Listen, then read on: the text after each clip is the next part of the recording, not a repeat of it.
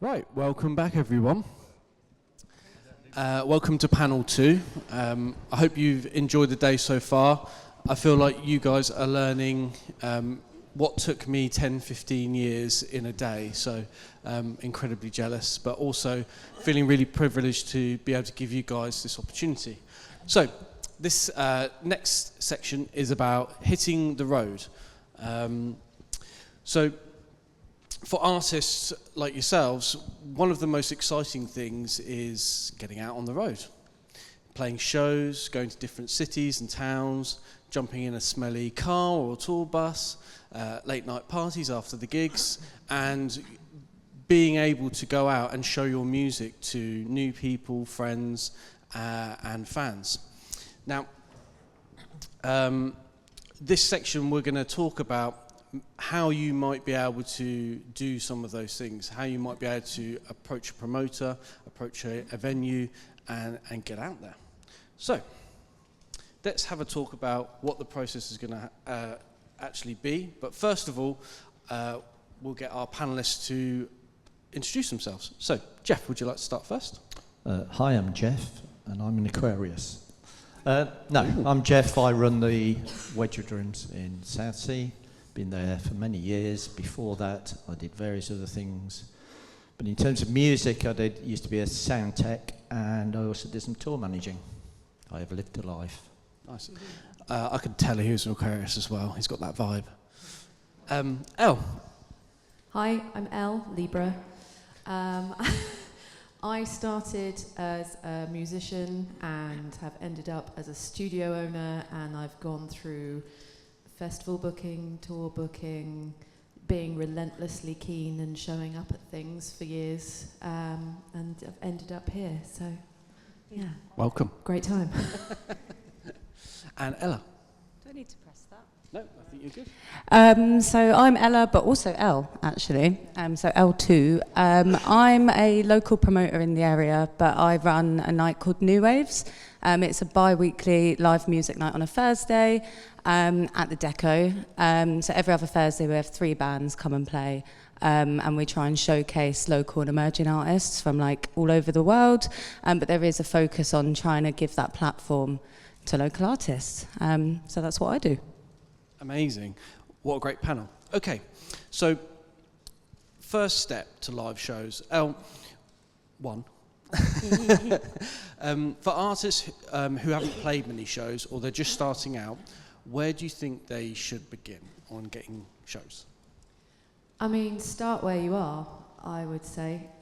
If you feel that you are good enough, I mean, I was a person who was a musician on my own. I started at open mic nights. It's going to be slightly genre specific as well, dependent on what you play, what you do, what you want to do. But look at where you would want to be and go there in your local vicinity. And I mean, I just want to reiterate what's been said by the other panelists is, you know, you've got to invest in where you are and be engaging in where you are. And the more you communicate with people and the more you do your research, the easier that's going to be. Yeah. So, yeah. So your hometown maybe, or for us, if you live in Gosport, maybe looking at Portsmouth and building up a fan base there or some connections there, basically. I'd say that is always the first point. I'd say it's essential to invest in your local scene. Yeah, 100%. Geoff, what should they focus on before contacting a venue like yours? Obviously, being in a band and being half decent. Focus on, rehearsing is what people should actually concentrate on for a good 6 months. Yeah. Because you need to be confident in what you're doing. In terms of contacting a venue, that's not necessarily the best way to go. So, for example, the Wedge works with loads of independent small promoters. There's a list of them, which includes you, on our website. So trawl through the websites of venues and see who's actually putting gigs on, because that's actually a better route for you probably than trying to contact the Wedge direct. Or use the Wedge, it's what I know. So like I say, on our website there's a list of local promoters. They're all independent. They all don't do it full time, but they all care about the bands and they want to help the local scene. So sort those people out. Don't send random emails into venues. We get so many random emails that saying we've got a 22-minute set and we're ready to go. That's nice, but you need to gig that somewhere small and somewhere intimate first, really, to find out whether you can actually pull off your set or whether people actually like your set, which is just as important. So again, we're back to looking at smaller places. What we do is we've obviously got the Edge, which is a smaller venue now. Once you've got past playing a few gigs and you're feeling confident about maybe organising your own gig, then we will help you do that in that space. But I think your first port of call is just see who's doing what and get to know who's doing what that can probably help you. And don't send your demos to metal promoters if you're not a metal band. I know that sounds really simple, but it is. But you'd be surprised how many. I mean, I'm probably jumping a bit. We in the main Wedge, we very rarely, but we do have support slots. And we shout out for those and we ask people to let us know. But you'd be surprised, and no matter how many times we say, this is a metal gig, if you're not a metal band, don't contact us. But bands still do, and it's always the same bands, which is never good because you tend to go, okay, because you're not actually putting any thought into what you're doing, and that's quite important. How's that do you? That's pretty good. A lot of venues like yours, they rely on the promoters to find the bands, book the nights. There's a lot for a venue to do already, just keeping the venue running. So promoters in general are key to the ecology of the music scene and the venues themselves. Yeah, I mean, we currently work with probably about 18 different promoters all doing Gineer-specific things. 18? About that many. Yeah, amazing. Yeah. Plus we do stuff ourselves, but we work with lots of, because I'm a big fan of trying to get local people doing things that aren't, if you don't play an instrument and you want to get into music, then promoting is a very costly way to do that, but we like to encourage you to go into that costly and lose your money. Yeah.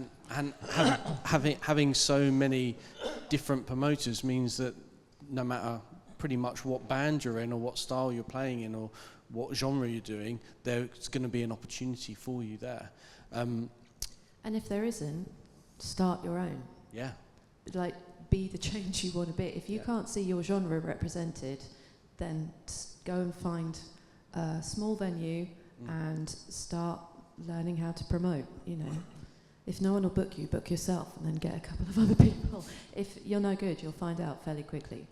But, it's possible. And I think for me at Neu Waves, anyway, obviously I'm kind of plugging Neu Waves right now, but Go for it. We don't have a selected genre. I think this is why it is important for, if you're an artist, to be selective, actually have a think about who you're contacting. Like you said, if it's not a metal show or a metal promoter and you're sending your stuff there, have a little think about who does what in the local scene. And I think that's why it's really important to get yourselves involved in the local scene, show up at shows, come and meet promoters. For myself, any band that comes and speaks to me, comes to a Neu Wave show and says, this is what we're doing, we're looking for shows, that goes a long way for me, more so than an email. Sometimes we get so many emails, they might get missed.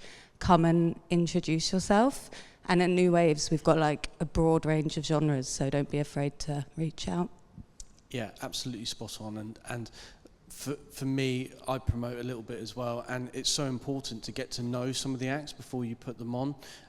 Having a relationship, or just turning up to a show, showing that if you're interested in playing a promoter's night, come along. Show your interest. Say, I really enjoyed your night. I'd love to meet you. Drop them an email beforehand, say, I'm going to come up, I'm excited. That's how we get to know people. And when you're booking artists, for me anyway, you always are drawn to those, I know those guys, or those guys have made the effort to come down, and because of that, I've listened to their music and I've built a relationship with them. Relationships are so important with the other people that we work with. And if you're just an email, I'm in a metal band, etc., I'm in a folk band, and that's as far as it goes. Like Matt was saying earlier, often you don't get past the initial part. You're not even listening to it because you're so busy, first of all, but also you want to work with the people that you've built relationships with because you feel invested in what they're doing. So to mirror what Ella was saying, get to shows, get to meeting people. You are part of the whole system as well. The more you go to shows, the more people will come to your shows, and the more, the whole music scene thrives. Posh word for that is networking Yeah. these days. But you all seem to be in clumps of tables. Have you actually all spoken to each other today? Because I'm sure some of you are in bands, some aren't, some of you do things. But events like this, where you're all sat in a room with like-minded people, are reasonably rare, but they do happen. You should be talking to each other because somebody who's in a band knows some information that you don't know. And the people on the table at the back who are hiding, they will know stuff that you don't know. So it's very important that you also do this, and not just in this format, but like Ella says, at turning up at gigs and talking to other people in bands and talking to Ella and promoters and doing that sort of thing. It's like social media, but in person, right?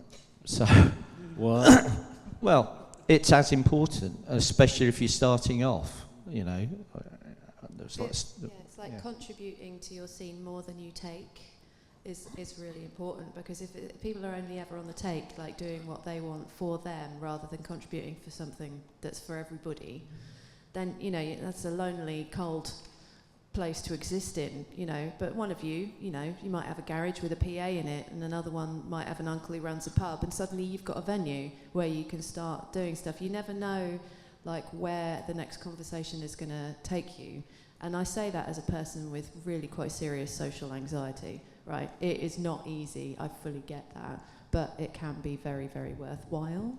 But yeah, doing stuff in person is the other worst thing that you can do is the cut and paste email, which is soon to be replaced by the worst thing you can do is a ChatGPT email. We spoke about that earlier, didn't we, on the way here? Where they haven't replaced the insert promoter's name here.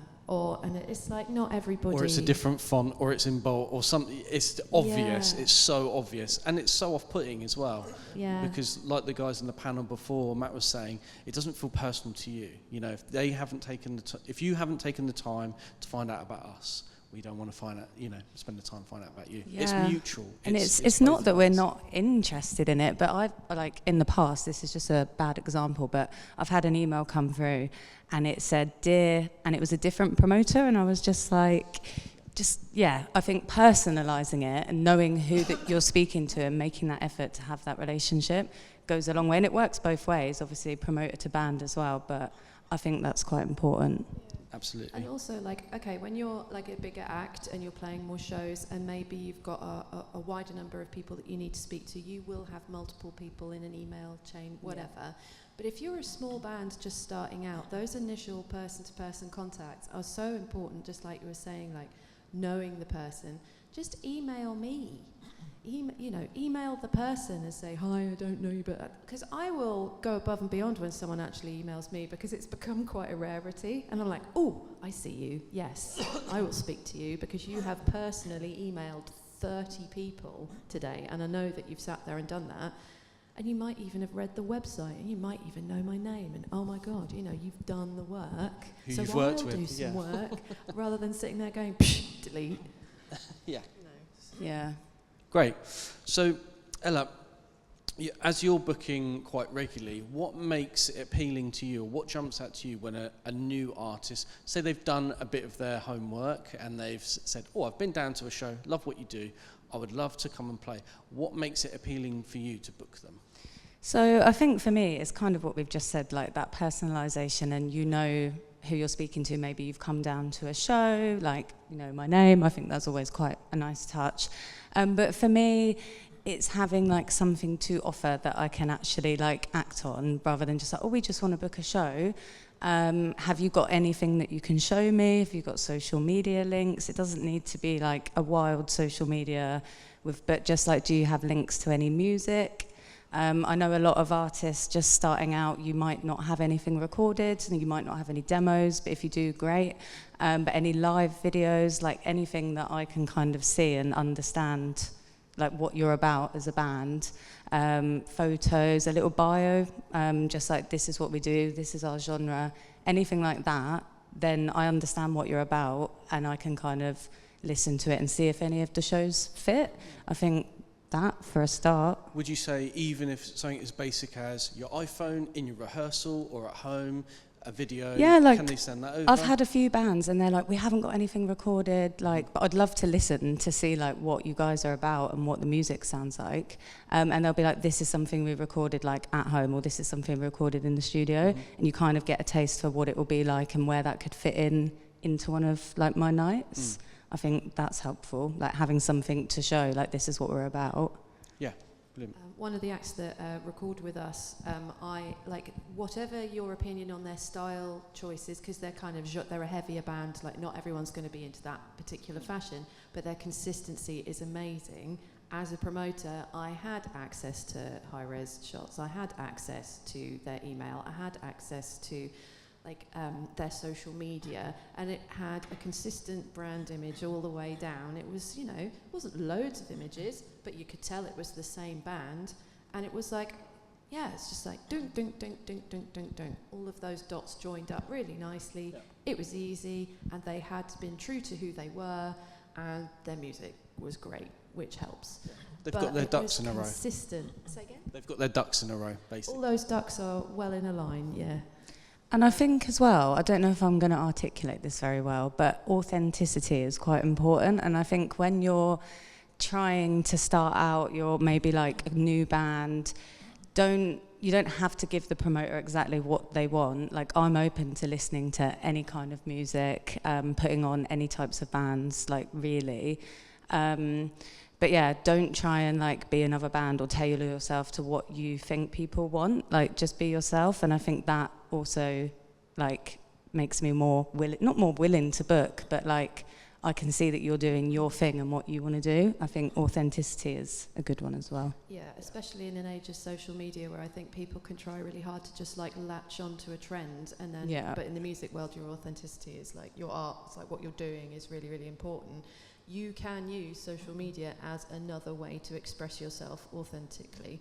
You know, it is possible. Like selling yourself is hard, especially if you come from an artistic background, or maybe you come from an anti-capitalist background or whatever, but it's not like you're selling small t-shirts made by children. You're selling your art, you're selling what you think, you're selling what you want to say, you're selling something that you mean.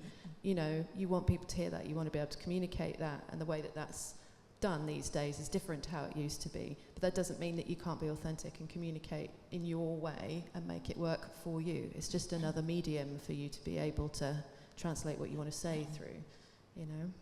Don't lose heart. And one more thing that I was just thinking, like I think as well, if kind of with the authenticity thing, but if you think, oh, okay, a promoter wants to have like a full like press kit, I need to have this, this and this. You don't. Like a basic bio, something that you can show, maybe a demo, some photos, like a live track, any information or links to like your social media. It doesn't need to be this whole press kit. And I think if you're trying to find out how to be successful in the industry, something a lot of people will tell you is to have a good EPK, have a nice press kit, everything's organised. At a lower level, where you're just getting into the scene and you want to do smaller shows, it doesn't need to be that. It just needs to be you, like you said, like your art, and just... Or a decent link tree. A decent, yeah, just something that we can kind of look at and know what you're about. It doesn't need to be this very elaborate plan, if that makes sense. Another thing you can do is put a show on, and then you'll know what you need, and then you'll be able to give that to other people who are putting your also that your as band well. on. I mean, we operate largely in the kind of lower level of like when you're just starting out, and so the more things you know how to do, the more that's going to inform your practice, and the easier it's going to be. Like I've been a booker, I've been a performer, and I've been a venue owner of sorts. So now I understand the tensions that can arise between those different roles. You have somebody who turns up and acts like kind of a rock star and smashes stuff up, And then you have a promoter who kind of gets too drunk and doesn't take the stuff down at the end of the day. Or, you know, there's so many different ways that you can be a pain in someone's ass without necessarily realising it. The more roles you've had a go at, the more you're going to understand how not to be that person at the end of the night that everyone's complaining about. Don't be that guy, please. So in addition to that as well, if you start moving up from the lower levels and making progress, if you've done all the bits of jobs at the lower level, you have an understanding of what you need from the people that you're going to come across later. So, like agents, like managers, like all that sort of thing. If you have an inkling of what sort of job they do before you get to that level, you know better what you're looking for and what they can bring to you to add to what you're doing. And we need those people, don't we? Yes. But often, you know, the majority of you guys are probably musicians, but there's so much else to do in the music industry that's really exciting as well. And if you're in a band and you're taking some responsibilities on at a venue with a promoter, even if that's giving your time for free, doing the tickets on the door, doing the cloakroom, anything, the merch table, you get to see behind the scenes, you get to make those connections that are so important, and you get to become in part of that lifestyle that you want, because it is a lifestyle. And so reaching out to anyone that might promote a show or has a venue and saying, I'm really keen, I'd love to come and do something, you will find out about those roles and you will gain the appreciation for those roles as well. So when you ask an agent to do something for you, you can really appreciate what they've done. So that's so important. Just a little bit on that. So I run a recording studio and we had an apprentice. He was the first member of staff I've ever had, and he was what took me from doing all of the shifts to having someone to work with. And the way he got that job is he turned up and he basically wouldn't leave. Not in a creepy way. I did not have the funding to pay that guy, and I told him that over and over again. He was like, I will work to be allowed to use the stuff in the studio. This was straight after COVID. We came this close to shutting, and he loved it. He loved it. And that's why 5 years later, he now has a full-time job with us. I went and got a bursary for him. We got the funding for him. I went and above and beyond for him because he just did it all because he loved it. I got goosebumps thinking about it because the energy on that guy. You know Andy? I know Andy, yeah. And we love Andy. Andy's a sweet guy. We do love Andy. He's a legend. Do you know what happened at Neu Waves? This is a fun little story. The band needed a keyboard player and they weren't there, so Andy just came up and filled in. And he was on a date. He was on a date.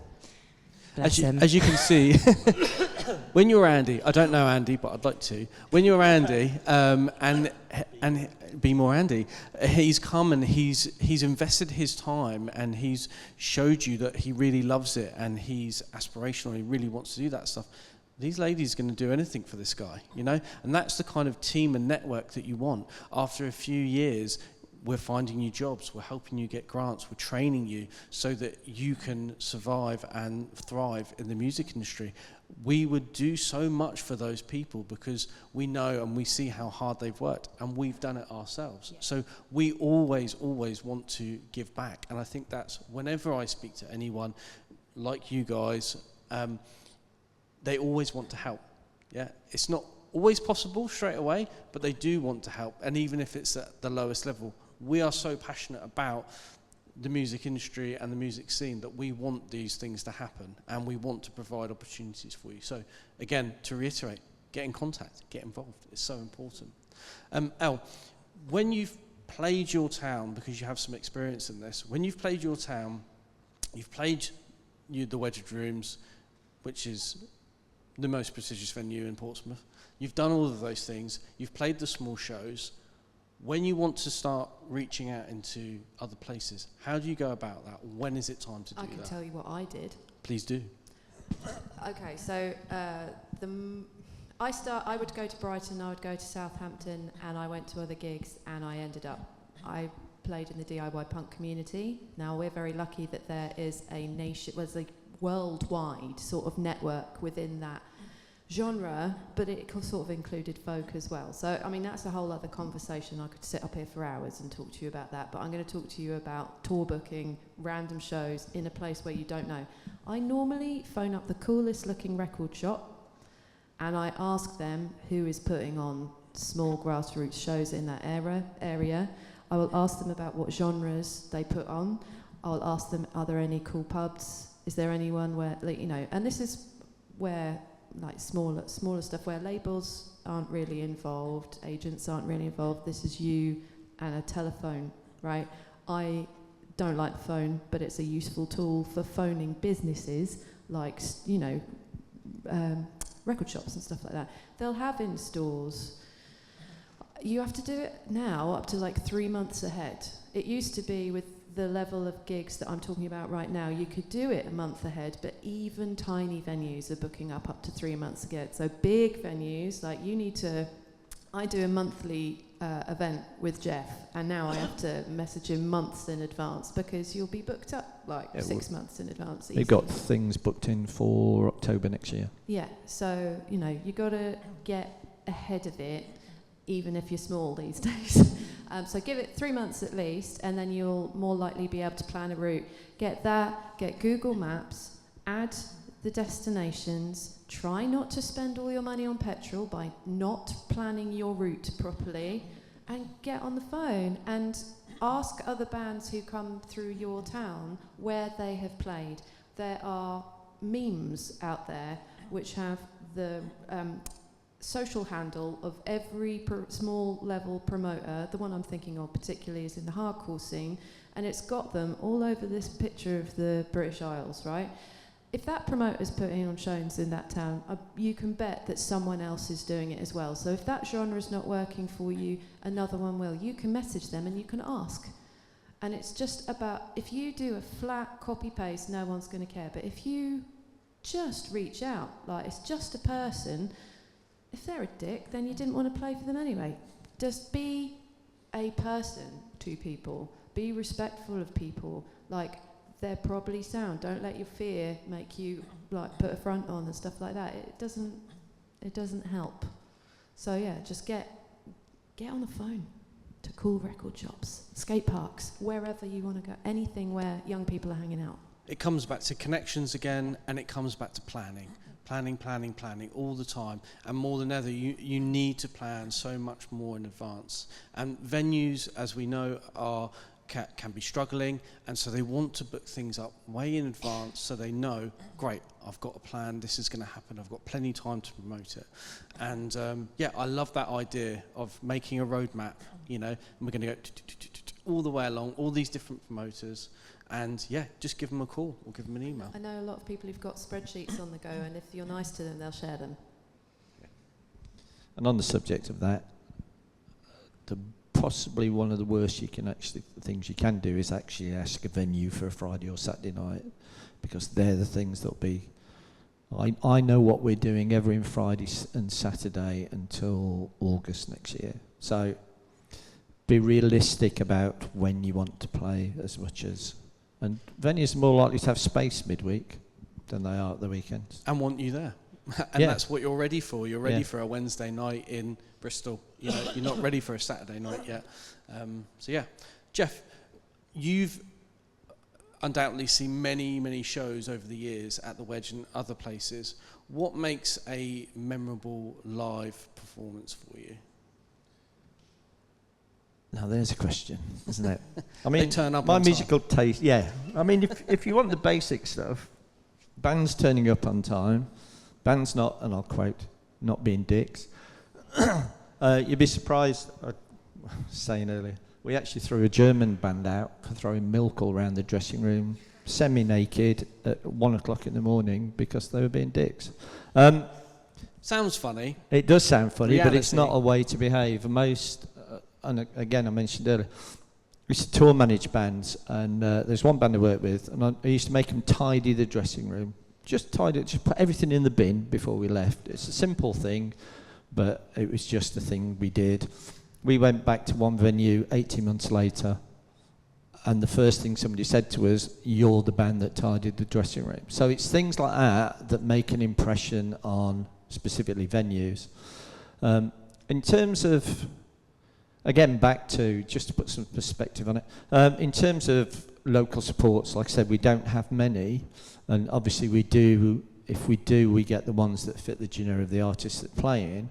But we pick the bands that are easiest to work with, that we know will come in, be pro about what they're doing, will wait out the way and not get under everybody's feet, will get on the stage when they're told to, will start their set when they're told to, will get off when they're told to. And I know that sounds a bit autocratic and authoritarian, but actually those little things are really important to a gig happening.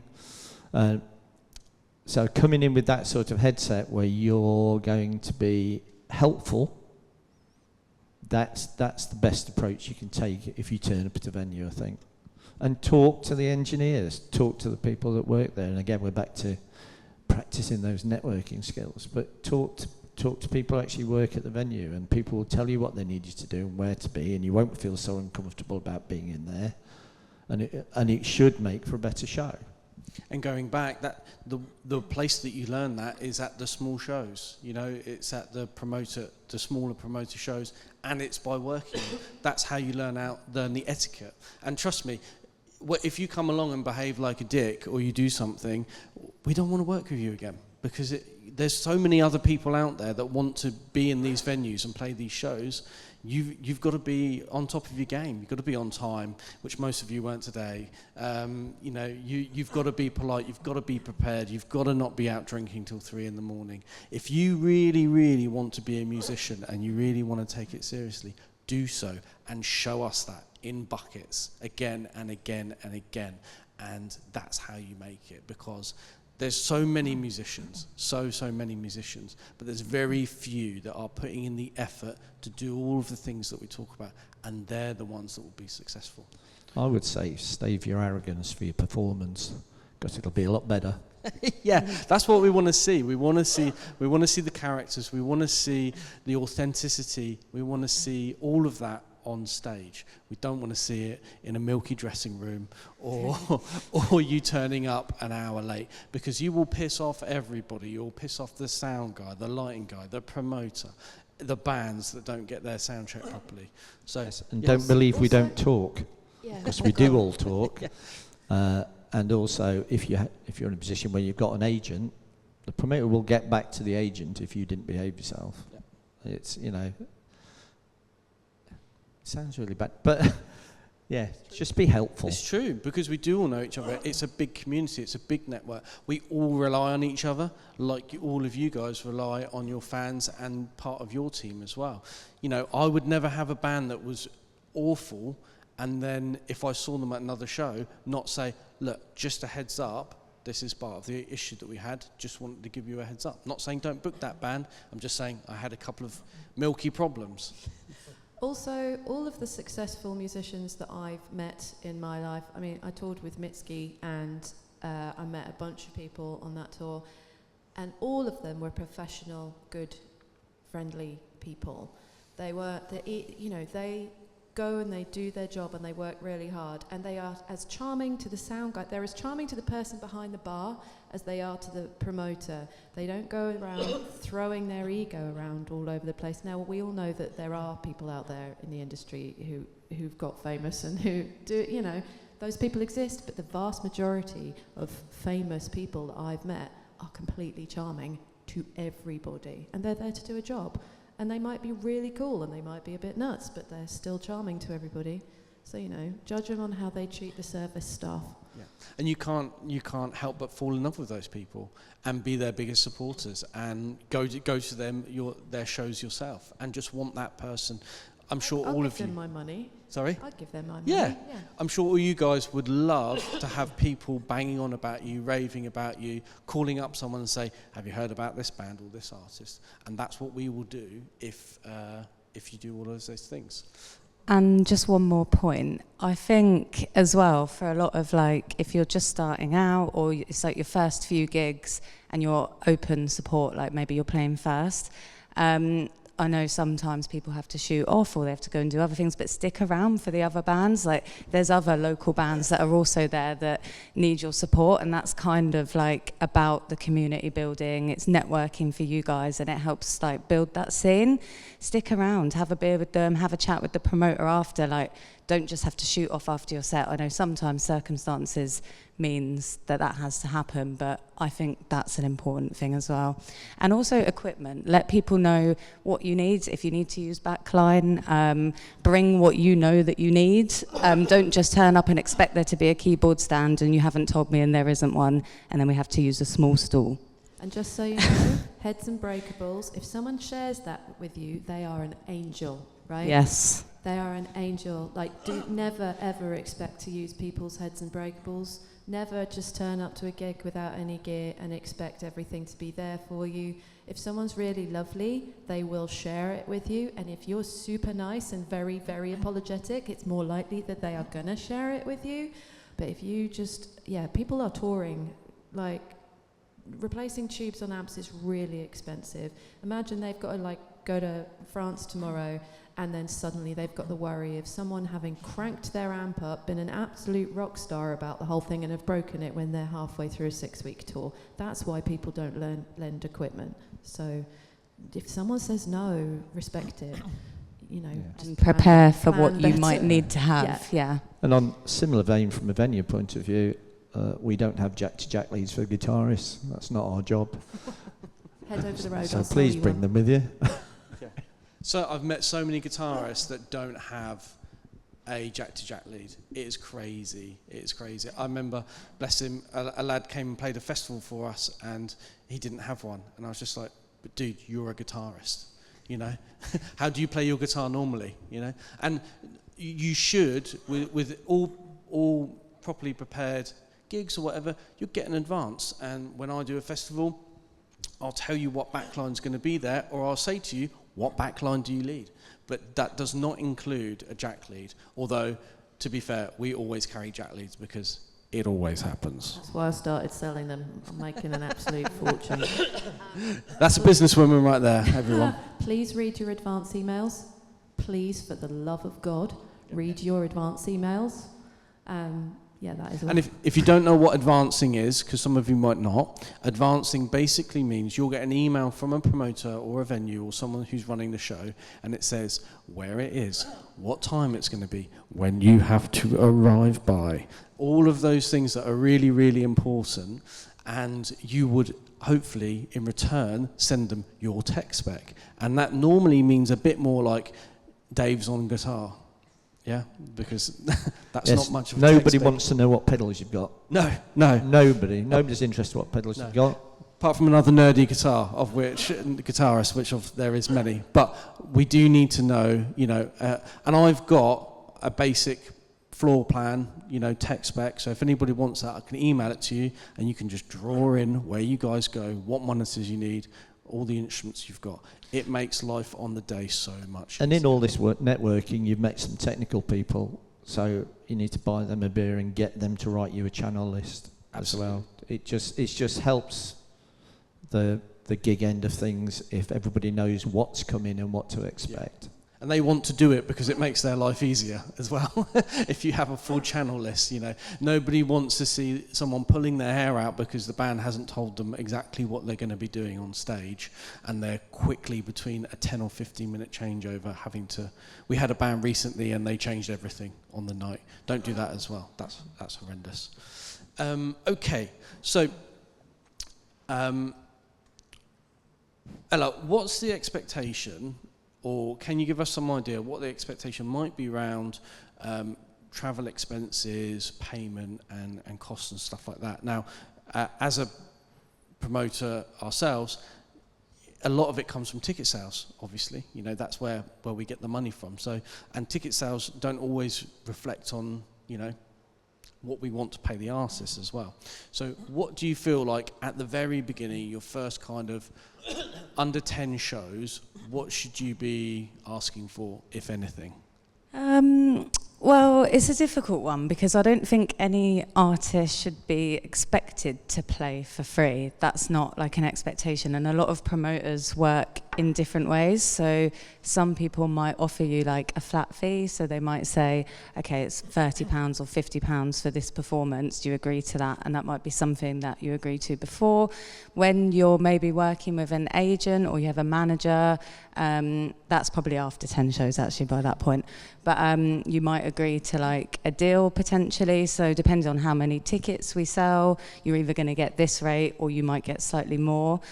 Something that I do at Neu Waves, I don't know if this is something that happens with any of the promoters that work at the Wedgewood Rooms, but we do like a ticket sales base. So let's say if you sell X amount of tickets, then you'll get this much in return. And that tends to work well because then the band will also promote the show as well as the promoter promoting the show.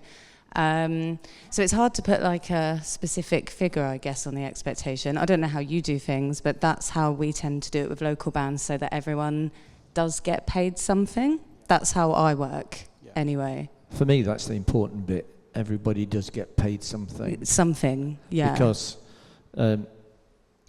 nobody's making money, but let's do it from this point of view. The punters are having a good night based on your art, and your art has to have a value.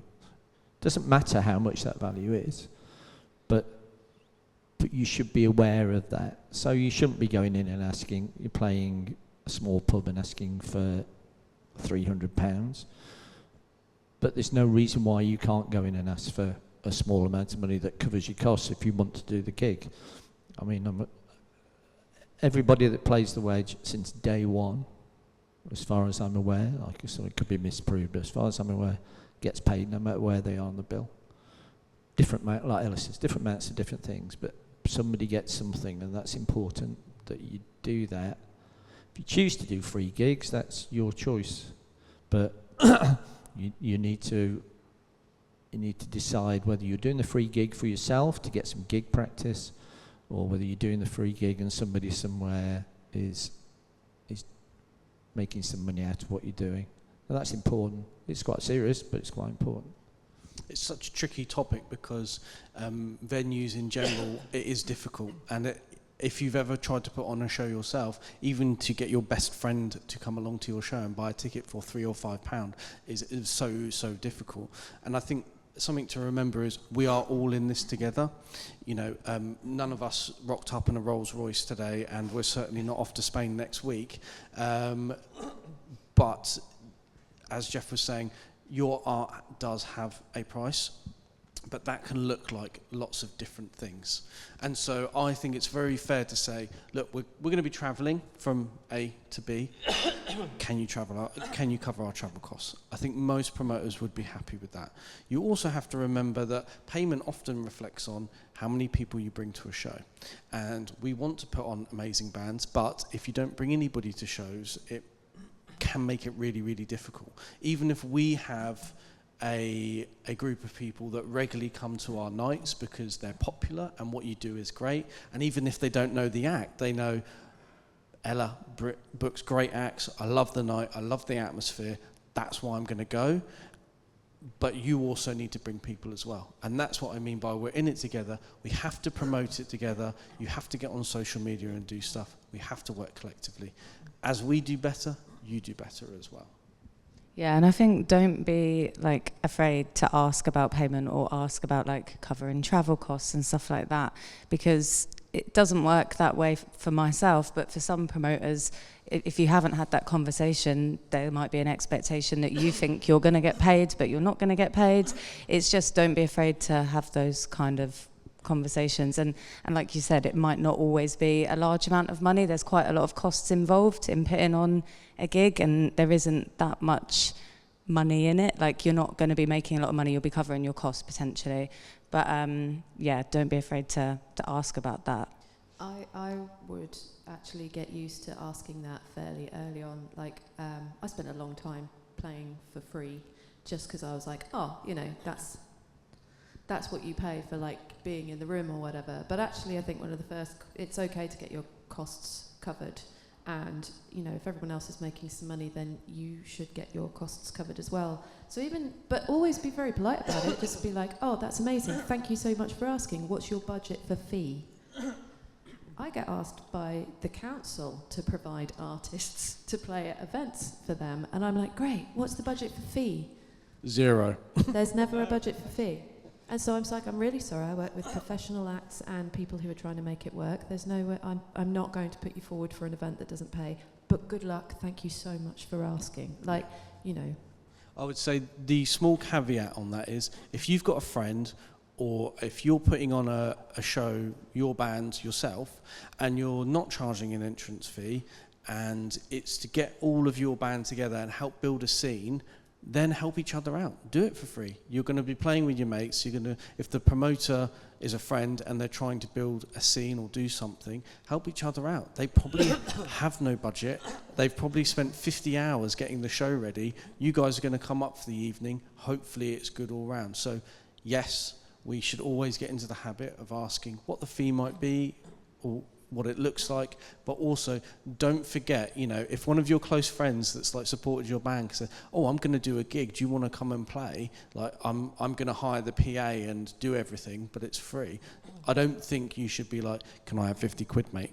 Yeah? So there is that small caveat there. Okay. I love these kind of days because I'm learning so much as well, and I love it. It's great, and it's great to have you all here. So we're going to do one closing thing, which is, do any of you have any advice or anything you want to bring up now that stuck with you over the years, or that you would like to instill in these guys?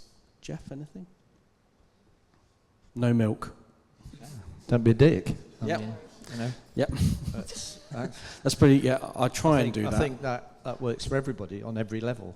Yeah. I would add to that: be consistent. Keep going. Value yourself as well. Like, don't just bash yourself.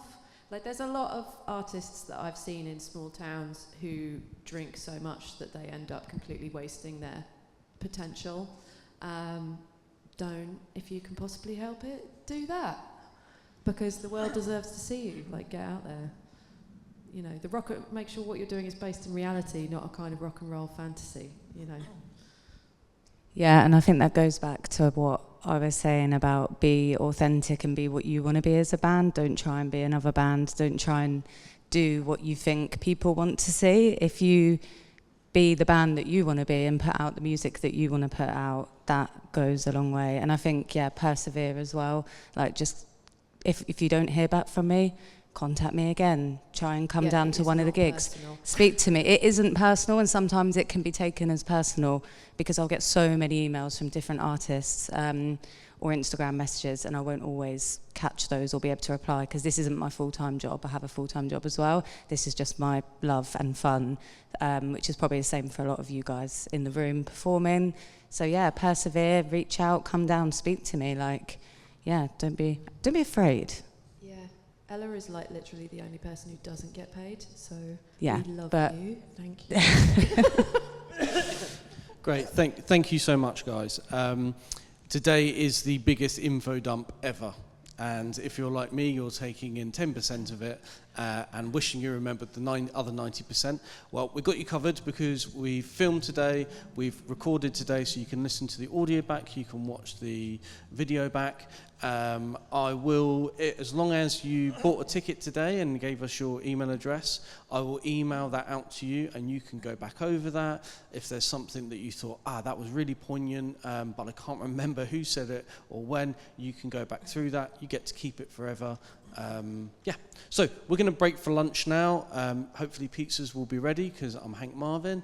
And then we've got one more panel after that where we'll be inviting Tom up from Rody Media, Holly from Glued, who's a digital marketer as well, and also Billy, who's a festival organizer and promoter, manager, all-round lovely guy, in our next panel. So please do stick around for that. Let's give these guys a round of applause. Thank you.